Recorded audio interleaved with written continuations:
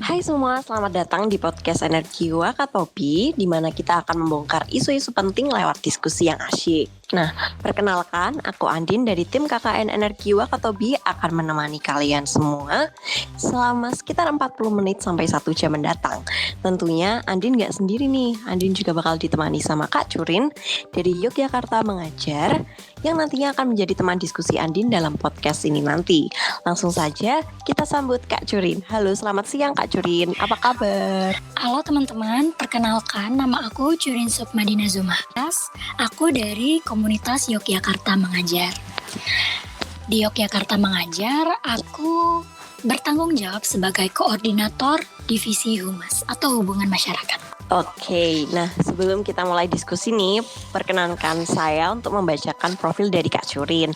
Nah, nama lengkap Kak Curin sendiri, Curin Sukmadina Zumhas. Kak Curin lahir di Surabaya tanggal 18 November tahun 1999. Beliau ini lulusan Fakultas Ilmu Filsafat UGM teman-teman, dan fokus ranahnya ada di bidang sosial politik. Kak Curin punya minat atau ketertarikan akan analisis teori dan ilmu multidisiplin, dan memiliki minat berkarir sebagai akademisi. Kak Curin ini juga aktif dalam beberapa organisasi, baik di dalam kampus maupun di luar kampus, lengkap ada semua. Mulai dari event-event di Fakultas Filsafat sampai aktif di Yogyakarta Mengajar bersama teman-teman di luar kampus. Hebat banget ya tuh teman-teman. Oh iya, podcast kali ini kita akan membahas mengenai pentingnya pendidikan bagi kaum muda. Nah, kehadiran Kak Curin sebagai narasumber ini dinilai pas gitu sama tema yang diangkat. Karena Andin pengen tahu nih pandangan dari kaum muda nya langsung mengenai pendidikan itu sendiri. Apalagi Kak Curin ini aktif di komunitas relawan yang memang berfokus pada pendidikan. Nah, boleh banget tuh nanti diceritakan pengalaman Kak Curin ke teman-teman semua. Oke, kalau gitu kita langsung mulai diskusi asyiknya aja nih ya Kak. Oke, silakan Andin. Oke, tadi kan udah dijelasin awalan gitu Yogyakarta Mengajar. Nah, Kak boleh nggak dijelasin secara mendetail Yogyakarta Mengajar itu apa sih? Jadi Yogyakarta Mengajar itu adalah sebuah komunitas yang berbasis kerelawanan yang bergerak di bidang pendidikan, khususnya di wilayah Yogyakarta. Jadi Yogyakarta Mengajar ini udah didirikan dari tahun 2015 dan sekarang sudah memiliki 8 wilayah dampingan di wilayah kota Yogyakarta dan Bantul. Jadi ada 8 titik yang sudah tadi aku mention, itu ada di Bappedan, Badran, Terban, Saki, Ratmakan, Kalipakis, Bener, dan ada juga yang akan dibuka pada periode mendatang. Oke. Untuk keanggotaan Yogyakarta Mengajar sendiri itu mayoritas terdiri dari siapa aja nih Kak? Oke, jadi kalau Yogyakarta Mengajar itu sebenarnya untuk umum ya, tapi alhamdulillahnya sampai sekarang pasar kita itu masih berkutat di mahasiswa, jadi mayoritas mahasiswa. Oke, nah nih Kak, apa sih motivasi mendirikan Yogyakarta Mengajar sendiri? Oke, jadi Yogyakarta Mengajar itu kan didirikan pada tahun 2015. Nah, pada tahun 2015 itu ada sebuah event yang bertaraf nasional yang diadakan oleh sebuah media di Pulau Jawa yang akhirnya mengutus satu tim dari Yogyakarta yang beranggotakan 5 orang anak SMA untuk istilahnya memformulasikan dan menerapkan program-program dalam 100 hari gitu. Jadi salah satu programnya itu berorientasi kepada pendidikan yang diberi nama Sinau Lan Dolanan Bareng, itu diajukan oleh tim Gangsal Angkringan namanya. Nah, jadi tim Gangsal Angkringan ini beranggotakan 5 orang. Ada Kak Bonia, Kak Ilham, Kak Sofan, Kak Lina, dan Kak Ratri. Jadi mereka ini berlima mengakomodasi atau memfasilitasi adik-adik atau anak-anak di TPA Hidayatullah di Bantul pada saat itu untuk pendidikan non-formal. Jadi mereka itu ngajarin adik-adiknya di TPA itu, tetapi masih dalam program lomba tadi. Nama lombanya itu 100 Days of Action. Nah, jadi setelah program tersebut selesai, periode lombanya telah selesai, ternyata antusiasme masyarakat itu masih tinggi. Dan teman-teman dari tim Gangsal Angkringan tadi juga menilai bahwa ternyata masih banyak wilayah-wilayah di Yogyakarta yang walaupun notabene-nya kota pelajar, masih ada ternyata kekurangan tenaga pendidik atau akademisi. Dan akhirnya mereka memutuskan untuk mengemas kembali program Sinau Landolanan Bareng tadi menjadi sebuah komunitas yang kemudian dinamakan Yogyakarta Mengajar. Nah, Yogyakarta Mengajar ini kemudian mengadakan open recruitment pertamanya itu pada tahun 2016 awal, dan akhirnya sampai tahun 2021 ini masih terus beroperasi secara independen. Begitu, Andi. Wah, menarik banget nih, yang darinya cuma awal lomba nih ya, yang cuma 100 hari, terus kayak setelah periode lombanya selesai, ngelihat antusias masyarakat sekitarnya kayak masih tinggi, terus langsung dilanjutkan dan mungkin dikemas lebih epic dan lebih menarik untuk masyarakat lainnya. Dan ini yang menarik nih teman-teman, karena teman-teman dari Yogyakarta Mengajar yang dari berlima ini nih kayak melihat keadaan di Yogyakarta yang memang mungkin minat pendidikan anak-anaknya mungkin perlu ditingkatkan lagi, dan itu bisa dieksplorasi lewat kegiatan komunitas ini. Nah, berangkat ini kan tadi Kak Syurin bilang kalau emang target pasarnya nih mahasiswa nih, dan memang orientasi komunitasnya ini lebih ke pendidikan yang emang awalnya dari pendidikan non formal kan ya Kak? Iya, benar, Andi. Nah, terus ini mulai ke sedikit spesifik sini Kak. Menurut Kak Curin sendiri nih, apa sih itu pendidikan? Melihat Kak Curin udah melewati 12 tahun wajib belajar, terus mungkin di pendidikan non formalnya Kak Curin juga aktif sharing-sharing mungkin sama keluarga, dan udah lulus kuliah juga. Apa sih pandangan Kak Curin mengenai pendidikan itu sendiri? Oke, jadi menurut aku pendidikan itu sebenarnya proses sih. Jadi proses di sini maksudnya dia bukan sesuatu yang instan, tetapi sesuatu yang terjadi secara sistematis. Jadi dia itu adalah sebuah proses berkembang yang melibatkan pengembangan minat, potensi, dan bakat anak didik, dan itu membutuhkan proses transmisi materi dan pengetahuan, maksudnya di sini scientific knowledge, yang akhirnya itu sudah diformulasikan sesuai dengan kapasitas anak didiknya. Jadi dia bukan sesuatu yang simple tetapi kompleks banget gitu sih menurut aku. Oke, iya sih ya. Pendidikan ini sendiri tuh kayak kompleks, dan memang ada nilai-nilai yang memang harus dikembangkan, dibongkar lagi, dan yang disesuaikan sama peserta didiknya itu sendiri ya Kak. Betul. Nah, terus Kak, pentingnya pendidikan bagi pemuda itu kira-kira apa sih Kak, simpelnya untuk Kak Curin sendiri nih? Kalau buat aku pribadi ya, aku ngelihat pendidikan itu sebenarnya sebagai pondasi. Jadi kalau sekarang rata-rata atau mayoritas teman-teman nih misalnya di mahasiswa, kalau bertanya mengenai kehidupan perkuliahan pasti ngomongnya awalnya, oh Curin dari jurusan apa atau dari prodi apa. Terus ketika aku jawab ilmu filsafat, atau mungkin dari teman-teman yang lain juga misalnya antropologi atau apapun itu prodinya, pasti yang pertama ditanyakan sebagai pertanyaan lanjutan dari pertanyaan pertama tadi adalah, oh nanti kerjanya di mana gitu.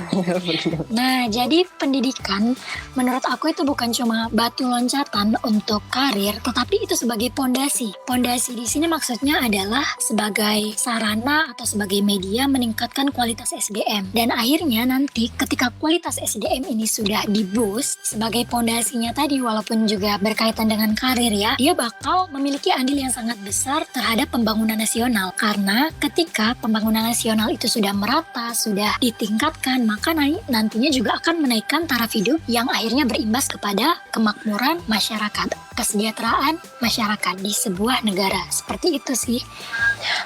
Bener-bener, aku juga setuju sih sama pendapatnya Kak Curin. Kayak relate juga sebenarnya kalau teman-teman nanyain sosiologi ntar kerjanya apa. Cuman kayak aku awalnya juga bingung kan, kayak ya udahlah. Terus kembali lagi kayak ini aku proses eksplorasi diri, mungkin aku bisa menemukan titik yang memang menjadi minatku dan bisa jadi bekal aku cari kerja mungkin besok ya di kehidupan selanjutnya. Oke, nah selanjutnya nih Kak, apakah menurut Kak Curin nih semua masyarakat Indonesia sudah mendapatkan pendidikan yang layak? Kalau menurut aku belum merata. Merata. Ya suka karena emang isu pendidikan sendiri di Indonesia memang cukup kompleks dan emang itu harus dikaji secara sistematis sesuai permasalahan wilayahnya masing-masing juga kan ya Kak. Betul, Andin.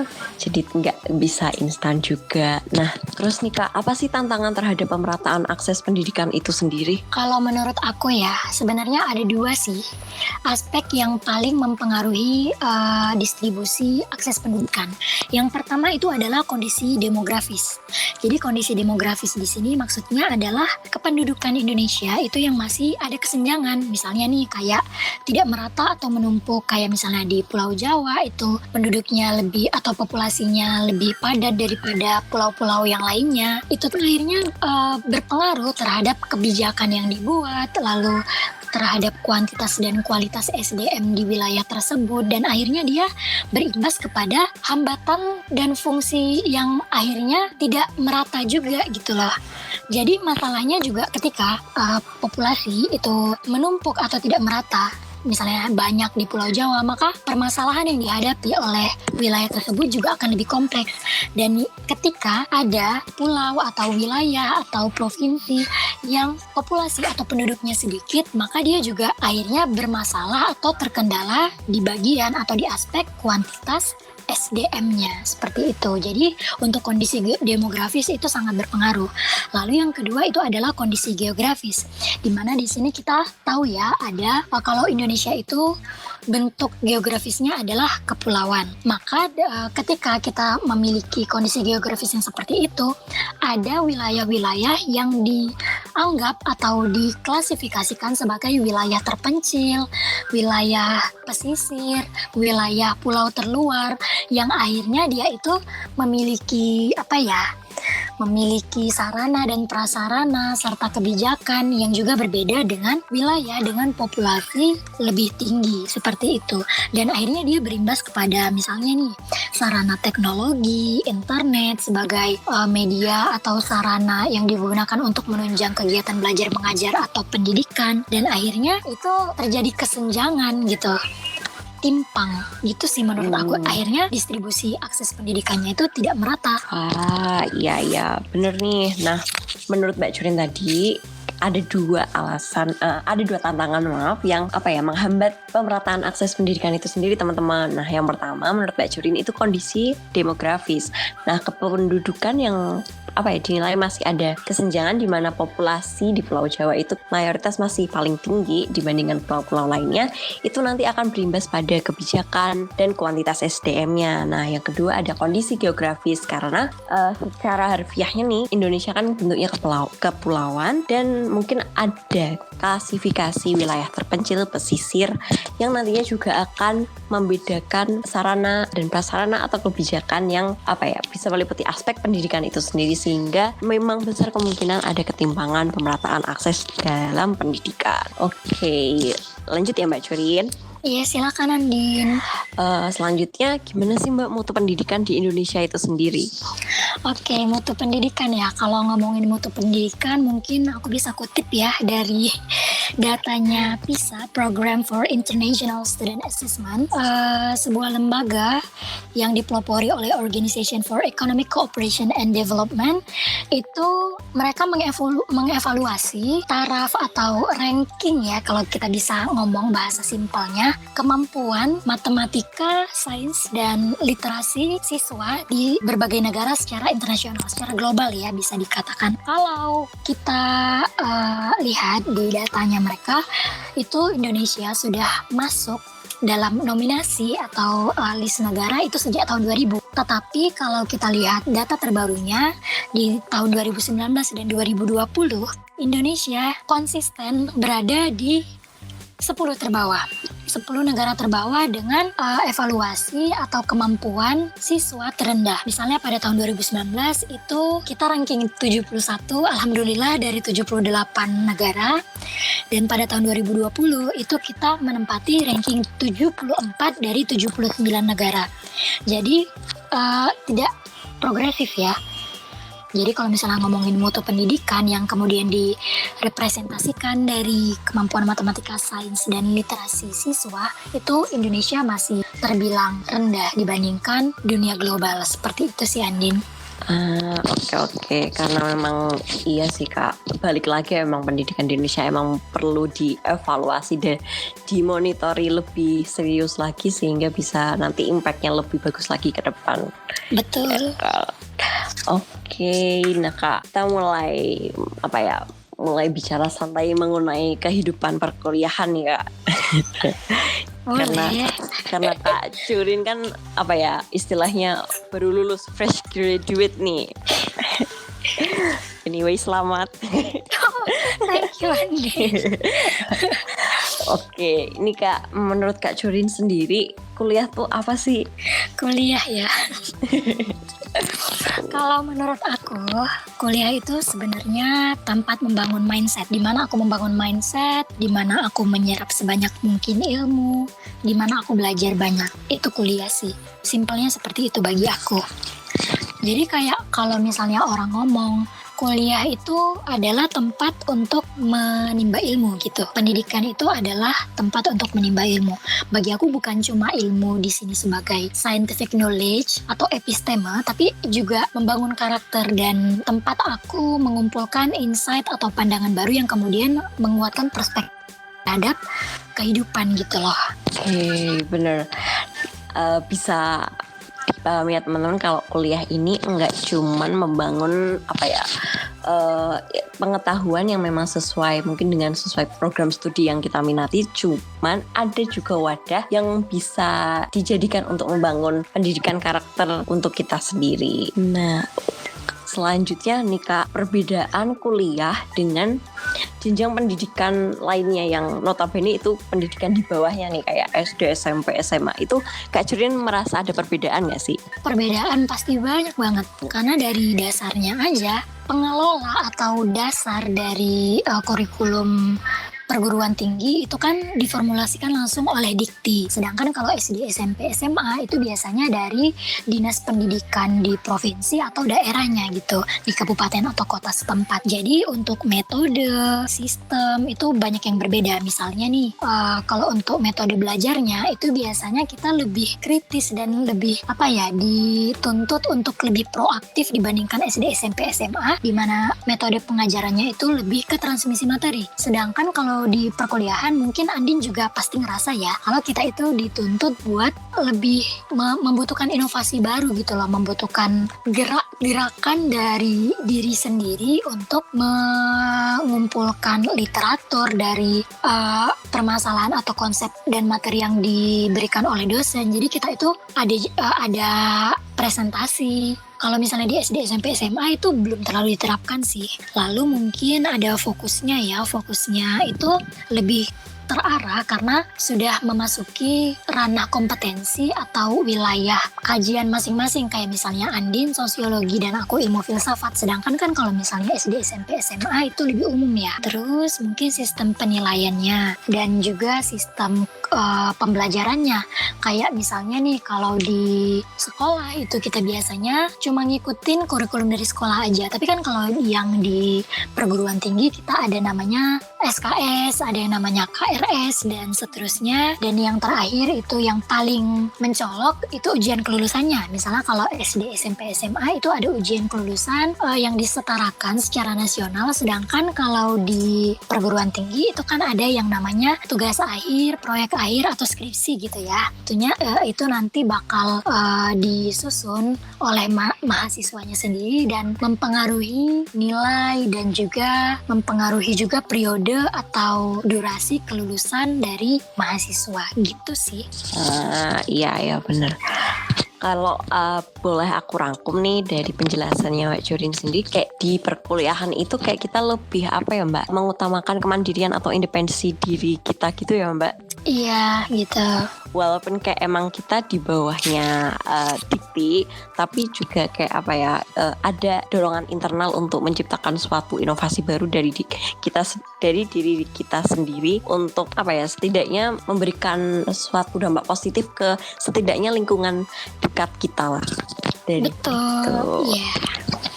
Nah, terus ini iya sih Mbak, bisa relate juga karena kuliah ini lebih digiring untuk mengasah kompetensi kita yang nantinya mungkin bisa membantu kita ke mungkin dunia kerja nantinya atau dunia praktikal yang lebih profesional ya.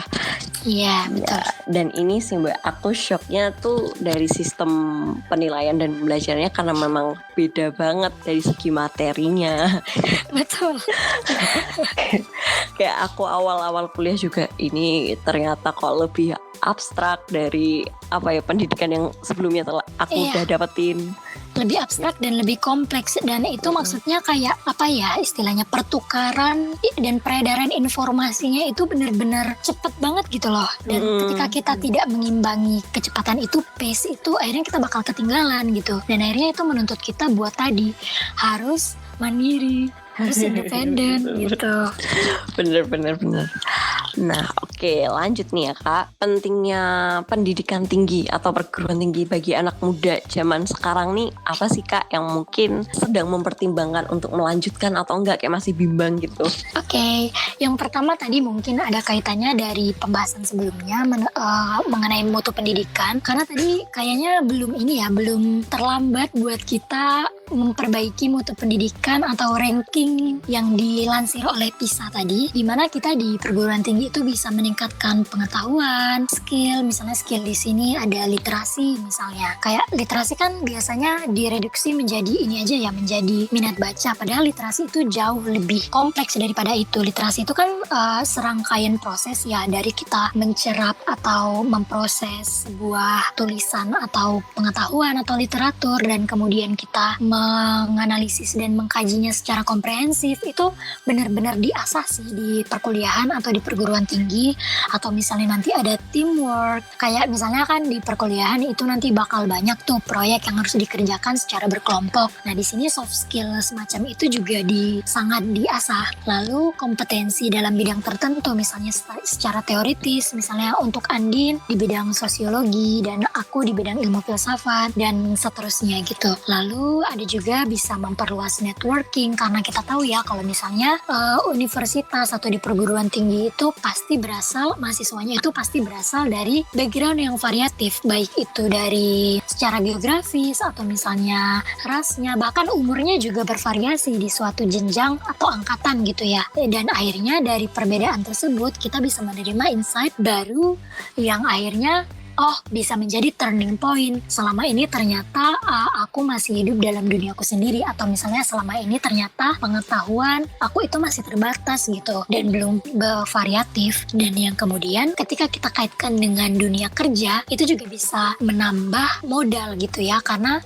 saat ini biasanya atau mayoritas lapangan kerja itu menuntut persyaratan lingkup atau pendidikan tertentu gitu. Dan akhirnya ketika taraf hidup tadi sudah dipenuhi, kita memiliki akses yang lebih baik terhadap kesehatan, pembangunan, status sosial, yang akhirnya menaikkan status ekonomi gitu sih. Karena ketika pengelolaan SDM-nya sudah maju, kita bisa nge-boost pengelolaan SDA dan akhirnya berimbas kepada peningkatan produksi di suatu wilayah khususnya, akhirnya status ekonominya bertambah.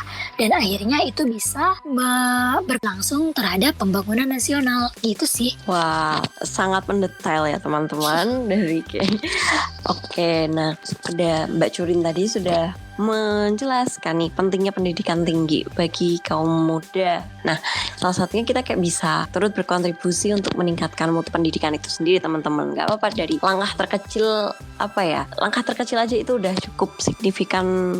Mungkin dari agenda meningkatkan literasi untuk teman-teman dekat itu juga bisa. Pokoknya dari unit-unit terkecil dan terdekat itu bisa cukup signifikan membawa perubahan di sekitar kita. Nah, yang kedua nih, kita juga bisa ada kesempatan untuk memperluas networking, di mana kita bisa bertemu dengan orang-orang yang memiliki background berbeda, mungkin dari rasnya, mungkin dari umurnya, mungkin juga dari minat ketertarikan tertentu. Lalu selanjutnya kita bisa menambah modal untuk mempersiapkan kompetensi kerja kita di masa depan juga teman-teman. Oke, nah Mbak Curin ini sebenarnya ada sih kaitannya sama penjelasan Mbak Jurin tadi, gimana kuliah itu dapat menciptakan peluang tersendiri nih bagi kaum muda untuk mengasah kemampuan diri mereka.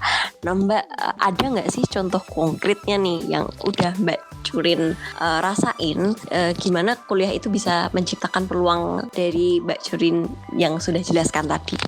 Oke, jadi peluang yang ditawarkan oleh perguruan tinggi itu sebenarnya banyak banget. Kayak yang tadi pertama network, karena kan kalau misalnya di perguruan tinggi itu pasti kita menerima materi atau diajarkan oleh tenaga pendidik yang udah kredibel gitu ya. Dan akhirnya kesempatan belajar kita itu juga lebih baik gitu. Dan universitas itu juga menyediakan atau mengakomodasi kesempatan belajar dan fasilitas yang sangat banyak. Misalnya kayak ada akses informasi dan komunikasi gitu. Lalu ada misalnya nih kalau di prodi atau konsentrasi tertentu itu misalnya ada laboratorium dan kita juga dapat perpustakaan gitu. Lalu juga ada unit pengembangan. Misalnya kayak kalau di UGM gitu ya, ada UKM bisa digunakan atau sebagai sarana atau media aktualisasi diri sebagai mahasiswa. Dan itu aku rasa kita nggak bisa dapat fasilitas itu di tempat lain secara cuma-cuma gitu loh. Lalu kita juga bisa mengembangkan misalnya minat dan bakat di bidang olahraga karena ada fasilitasnya. Dan kita juga mendapatkan kesempatan langsung untuk mengabdi ke masyarakat misalnya melalui KKN, misalnya program KKN. Itu kan kita dapat apa ya istilahnya, difasilitasi untuk terjun langsung di masyarakat dengan sebuah program di lingkup yang cukup sistematis gitu kan. Dan aku rasa kalau misalnya kita mencoba atau misalnya kita pengen nih misalnya terjun langsung ke masyarakat tanpa ada fasilitas atau bantuan atau support dari universitas atau instansi atau sekolah kita, itu bakal lebih sulit sih gitu.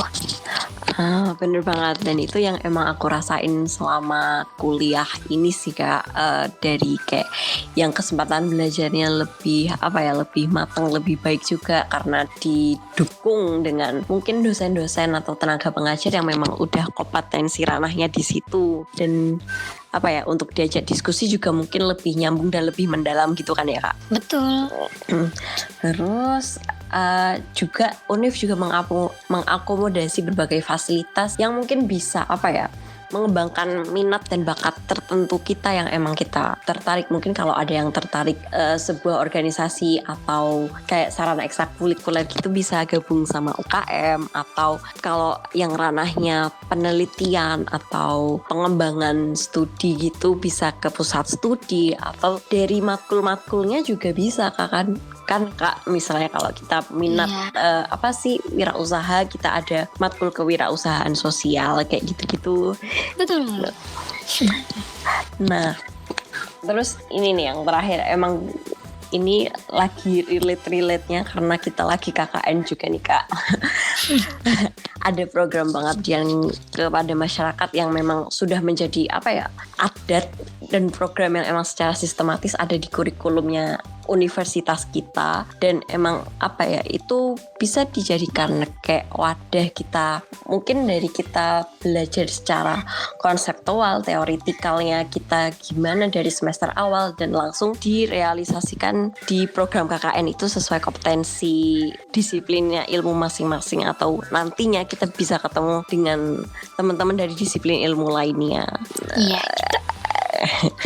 Oke Kak, pertanyaan selanjutnya nih, apa sih yang harus dipersiapkan sebelum menjadi mahasiswa?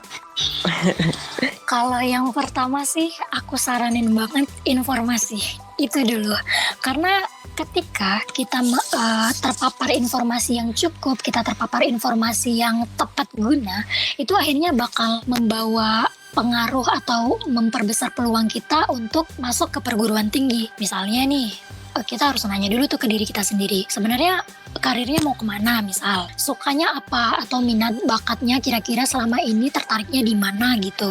Lalu kemudian ketika kita udah memutuskan pilihan, misalnya si A pengennya arsitektur gitu, nah dia nanti bakal nyari tuh dia butuh informasi kira-kira di universitas mana aja yang menyediakan prodi arsitektur misalnya. Terus kalau kita mau masuk ke universitas itu atau specifically di prodi itu, apa aja sih misalnya mata pelajaran di sekolah yang harus dipenuhi, berapa sih nilai yang di require oleh prodi tersebut, lalu sistem masuk ke prodi tersebut seperti apa sih jalur masuknya gitu.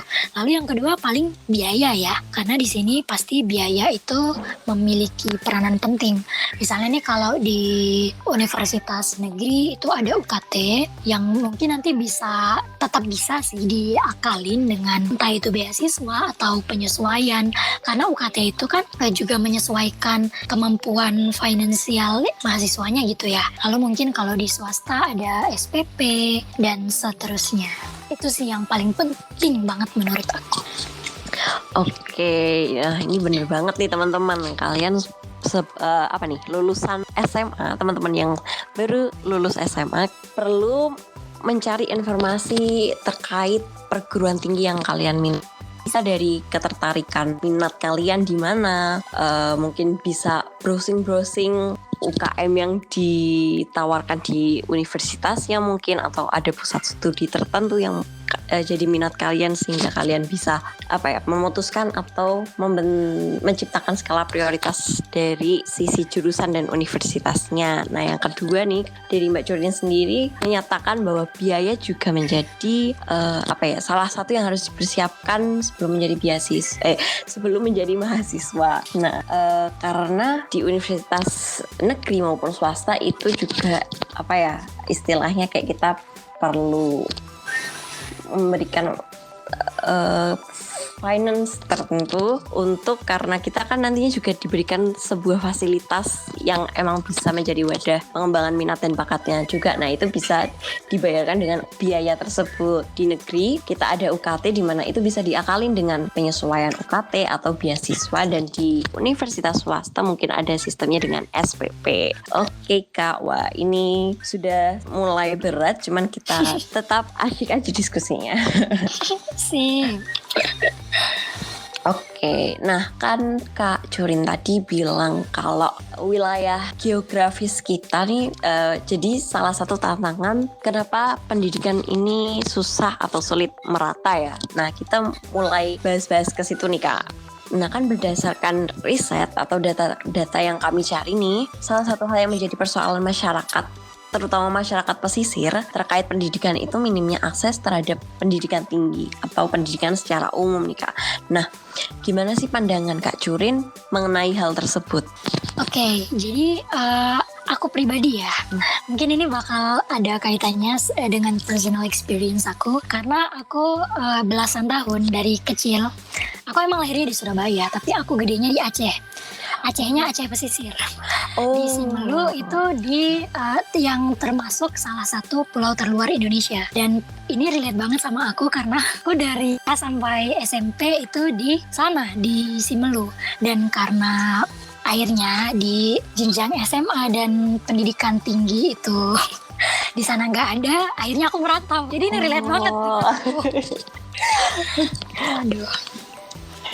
Jadi menurut aku yang pertama, kondisi geografis itu memang memainkan peranan atau berpengaruh sangat besar ya kepada pemerataan distribusi akses pendidikan. Karena kan kalau ketika sebuah daerah itu kondisi geografisnya sulit dan mungkin secara demografis populasinya juga sedikit dan akhirnya di sana kebijakan itu belum terrealisasi secara optimal, itu juga membuat akses pendidikan itu sulit. Salah satunya itu karena tadi pengelolaan SDA akhirnya belum merata, belum optimal, akhirnya itu berimbas kepada kemiskinan. Kemiskinan di sini maksudnya bukan kemiskinan yang kayak duafa gitu maksudnya, tapi taraf kehidupannya itu di bawah rata-rata seperti itu. Walaupun mungkin ini tuh belum masuk ke skala yang mengkhawatirkan, tapi secara menyeluruh itu butuh diimprove gitu. Karena maksudnya di sini orang kadang bilang ya, kalau misalnya mungkin itu mah miskin karena dia males gitu. Itu tuh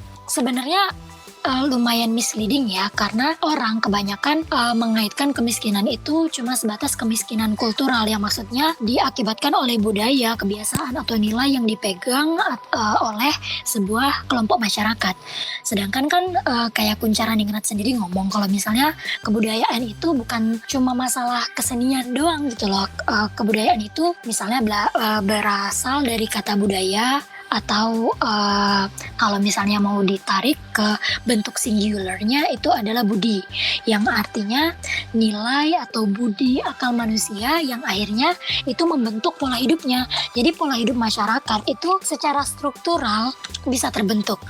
Itu namanya kemiskinan struktural. Apa itu kemiskinan struktural? Kemiskinan struktural itu adalah kemiskinan yang diakibatkan oleh hambatan struktural. Apa maksudnya? Ada kesenjangan tadi karena ada kondisi geografis yang berbeda, ada kondisi demografis yang berbeda, yang akhirnya menghasilkan masyarakat dengan lapisan-lapisan yang juga berjenjang gitu. Jadi ada sebuah wilayah atau ranah di masyarakat hubungannya dengan pemerintah yang masih bersifat eksklusif, yang akhirnya kebijakan yang dirumuskan oleh pemerintah itu tidak pro masyarakat miskin, dan akhirnya akses pendidikan itu dianggap sebagai sesuatu yang dianggap sebagai privilege yang tidak dapat diraih, tidak dapat diakses oleh masyarakat secara menyeluruh, karena tadi adanya perputaran informasi, fasilitas yang cuma jatuh kepada segelintir pihak saja di masyarakat. Dan ini ada kaitannya dengan pemerintah atau kebijakan atau orientasi dari sebuah negara yang masih bergantung misalnya dengan negara maju, yang akhirnya kita lebih tertarik dengan investor dibandingkan dengan kebijakan yang pro masyarakat miskin tadi, atau struktur perekonomian yang cuma dijalankan oleh pihak-pihak tertentu saja, yang akhirnya beberapa lapisan masyarakat itu nggak bisa meraih atau tidak bisa mengakses fasilitas-fasilitas seperti kesehatan dan pendidikan pada konteks ini, yang akhirnya itu mengakibatkan distribusi menjadi senjang, ada kesenjangan gitu sih. Oh, wow. Ini sangat terkesan kompleks teman-teman kalau aku dengar dari penjelasannya Mbak Churin sendiri. Dan Mbak Churin emang bisa berhubungan dengan keadaan itu ya, karena emang dari TK sampai SMP-nya Mbak Churin sendiri ada di tinggal di wilayah pesisir juga ya Mbak ya. Iya benar. Nah emang sih Kak, aku manggilnya Kak Mbak.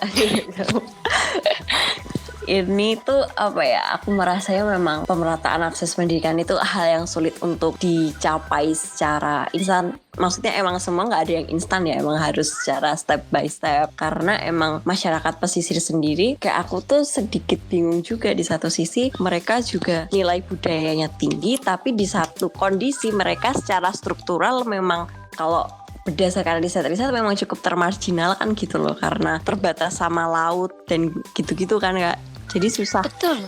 Pemerataan pembangunannya juga sedikit susah. Ditambah lagi kebijakan yang dirumuskan pemerintah itu terkadang malah cenderung salah target, karena bisa aja nih malah tidak sesuai dengan kebutuhan masyarakat pesisir itu sendiri. Betul sekali.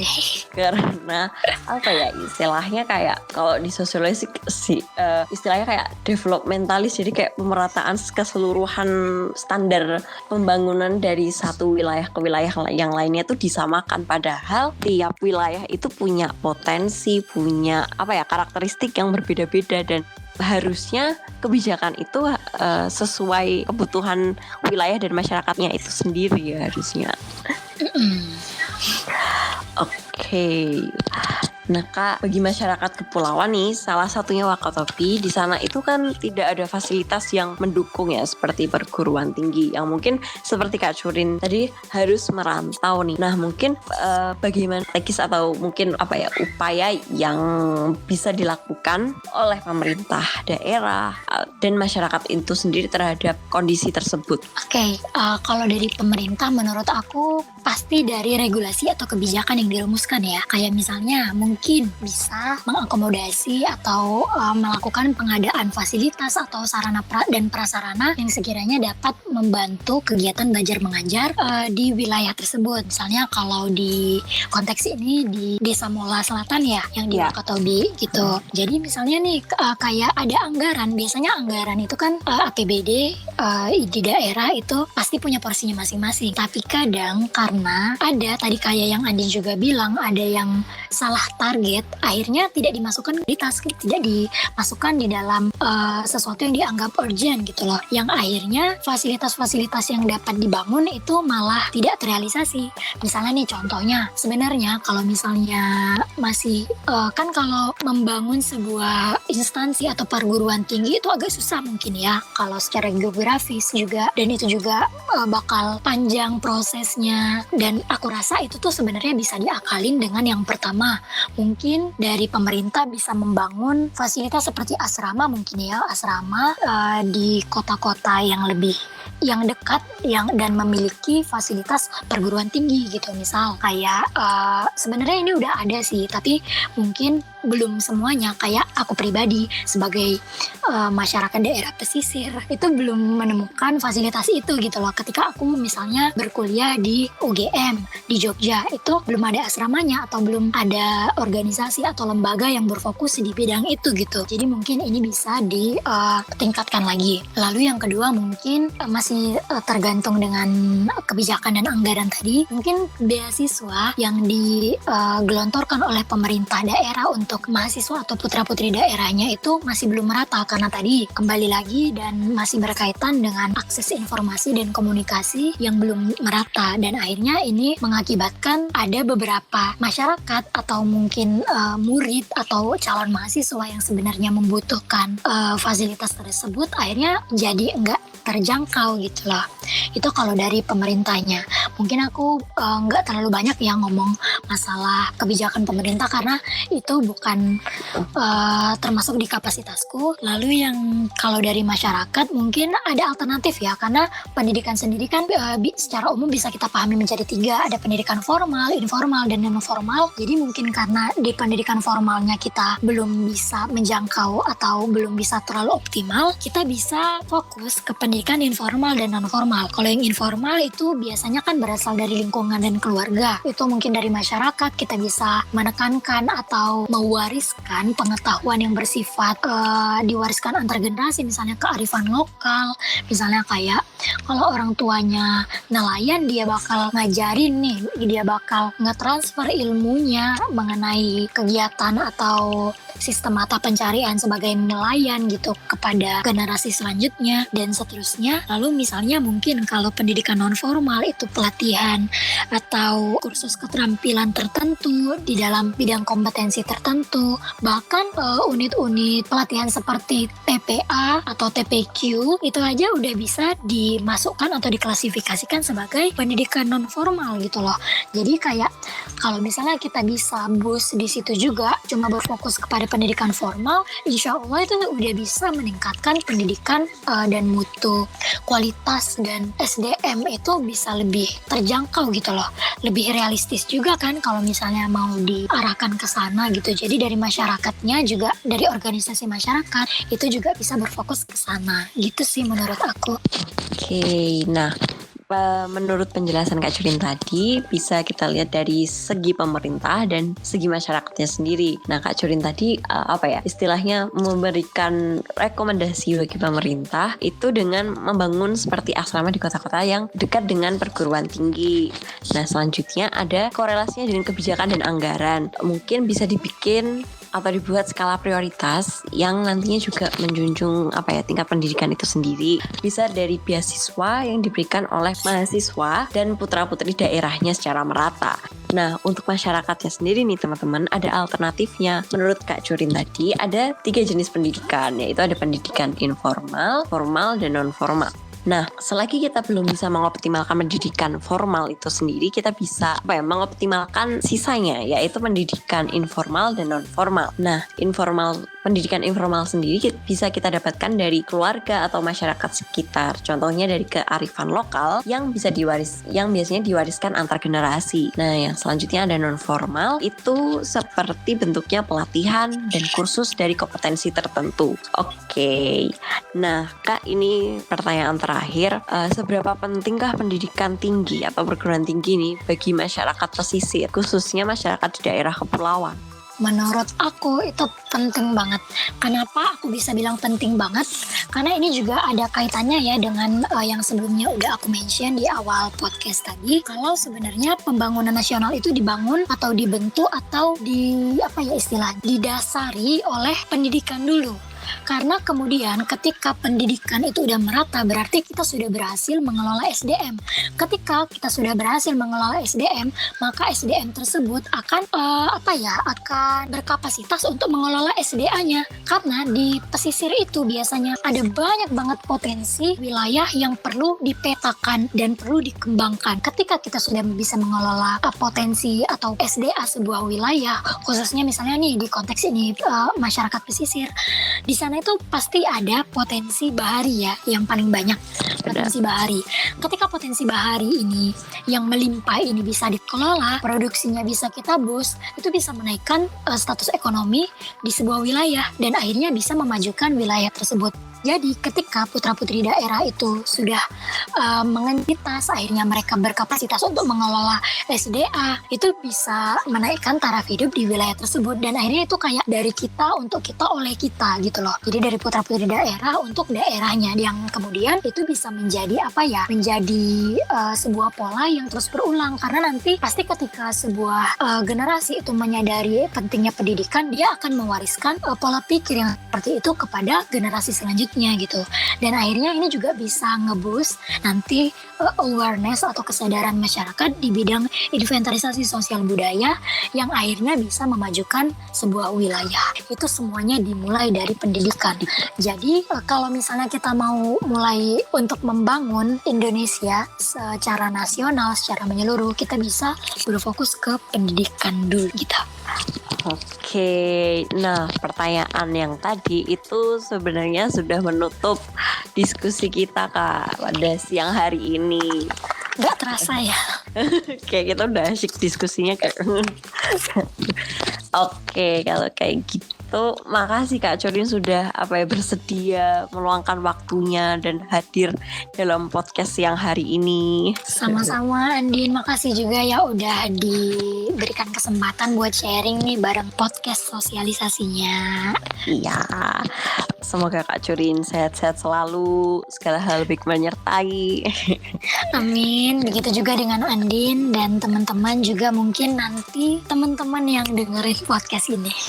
Oke, teman-teman semua yang sedang mendengarkan podcast ini, mungkin cukup sekian episode podcast Energi Wakatobi siang hari ini. Sampai jumpa di podcast Energi Wakatobi selanjutnya. Dadah.